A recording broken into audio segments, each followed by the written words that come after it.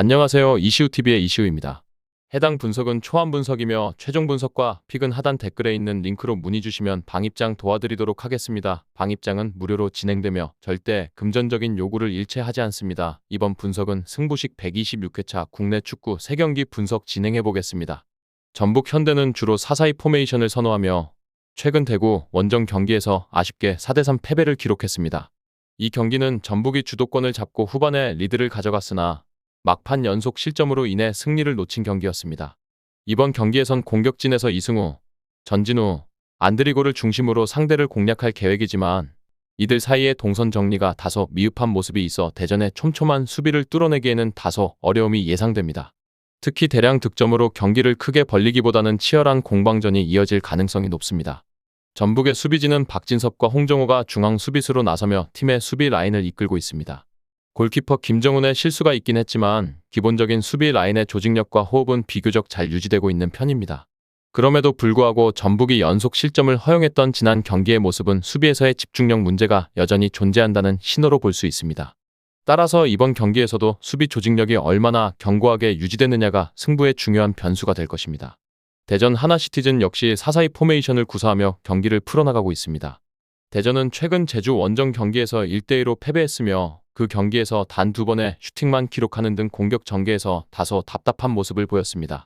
이번 경기에서는 마사와 김준범이 전방에서 속공을 통해 득점을 노릴 계획이지만 공격 전개가 최건주와 윤도영의 개인 능력에 크게 의존하고 있어 전북의 탄탄한 수비 라인을 뚫기는 쉽지 않을 것으로 예상됩니다. 대전의 공격 패턴이 다소 단조롭고 전북의 수비진이 이를 충분히 예측하고 대응할 가능성이 높습니다.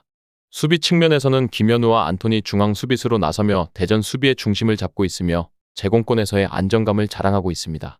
하지만 중원에서는 이순민과 밥신의 활동량이 부족할 경우 전북의 공격을 막아내는데 어려움을 겪을 수 있습니다. 이 두 선수의 움직임과 위치 선정이 매우 중요할 것이며 전북의 압박을 적절히 풀어내지 못한다면 수비가 흔들릴 수 있습니다. 전반적으로 이번 경기는 전북이 경기를 주도할 가능성이 높지만 그들의 공격 전개가 대전의 수비를 쉽게 무너뜨리기에는 다소 부족해 보입니다. 대전 또한 공격에서 활로를 찾기 어려운 상황이라 양팀 모두 수비에 중점을 두며 안정적인 경기 운영을 할 가능성이 큽니다. 따라서 이 경기는 득점이 적게 나오는 팽팽한 흐름 속에서 무승부로 끝날 가능성이 높아 보입니다. 이 외에도 다른 축구 분석과 야구 분석 및 종합픽이 궁금하시다면 하단 고정 댓글 링크로 문의 주세요. 김천은 주로 4-3-3 포메이션을 활용하며 최근 울산과의 원정 경기에서 2-1로 아쉬운 패배를 기록했습니다. 이 경기에서 김천은 대등한 경기를 펼쳤고 초반 선제골을 기록했지만 이후 울산에게 역전당하며 승리를 내주고 말았습니다. 이번 경기에서는 모재현과 김대원을 중심으로 빠른 측면 공격을 시도할 계획이지만 이동준의 부상으로 인해 공격 자원이 제한된 상태입니다. 특히 최전방에 나서는 박상혁은 단독으로 상대 수비를 흔들기에는 다소 어려움이 있는 선수여서 김천의 공격 전개가 단조롭게 흐를 가능성이 있습니다.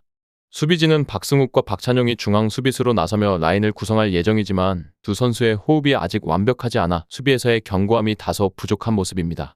그럼에도 불구하고 김봉수와 맹성웅의 활발한 움직임 덕분에 중원에서 어느 정도 균형을 잡을 수 있어 대량 실점 가능성은 낮을 것으로 보입니다. 하지만 김천의 수비 조직력에 불안 요소가 남아있는 만큼 상대의 강한 공격력을 완전히 차단하기에는 한계가 있을 것으로 예상됩니다.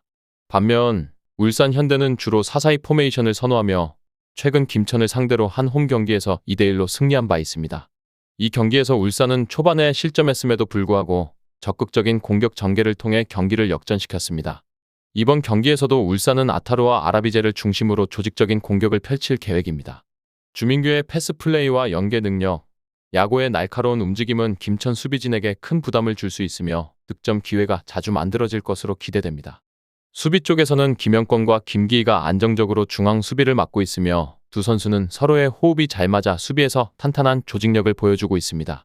또한 고승범의 넓은 활동 반경 덕분에 중원에서 울산의 수비가 더욱 단단해지고 있으며 김천의 역습을 효율적으로 차단할 수 있을 것으로 보입니다.